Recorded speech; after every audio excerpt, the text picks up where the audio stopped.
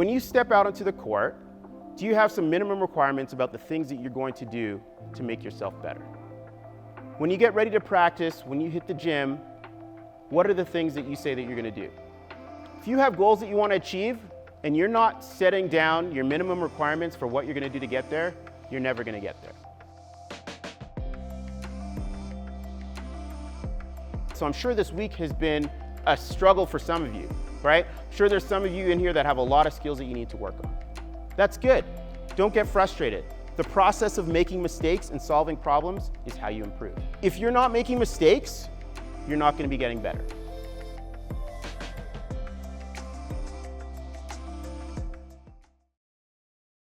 One of the main reasons that I decided to get into this was knowing what I went through as a high school student myself, knowing what I went through as a young man myself, not really being sure of where I wanted to go, how I was going to get there, really having the drive, but not really having the tools in place to do that. And I wanted to just give something back, provide something to the next generation, some tools that they could use, some systems that they could use, and most of all, just some mentorship to help them go from where they are to where they want to be.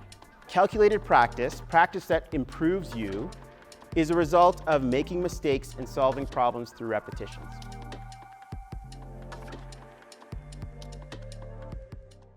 Now the challenge for you is to change your mindset from frustration to gladness, if you can do it, as a result of the mistakes that you're making over the course of the week, because that's how you're going to improve.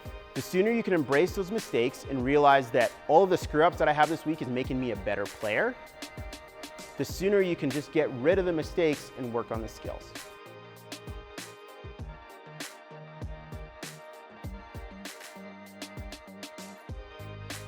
If there's one main message, one core message that I want people to walk away with, I think it's best summed up by a quote by author Will Durant, which essentially says, "We are what we repeatedly do."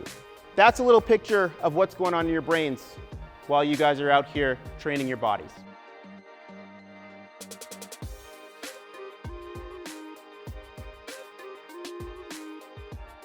Contrary to popular opinion, you are not in control of your emotions.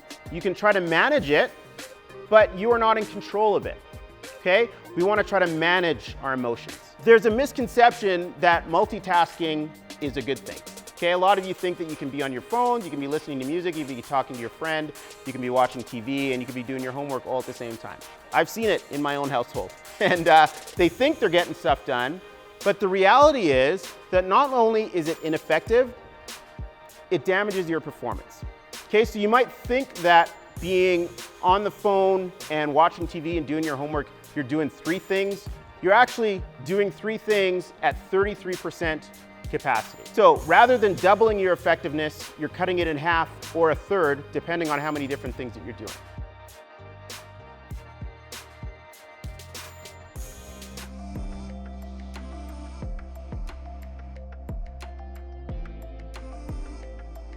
Stories are the way that from the dawn of time we've shared our experiences. And I think it's the one thing that unites humanity together is the ability to share stories, share common experiences, and learn from those things. A big thing for me is narrative and helping people understand how their story plays into the bigger story, not only within their own lives, but in the lives of the people around them.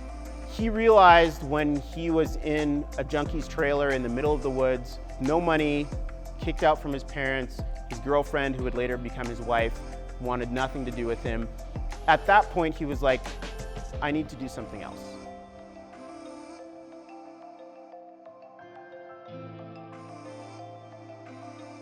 You can change the outcome based on how you approach the process.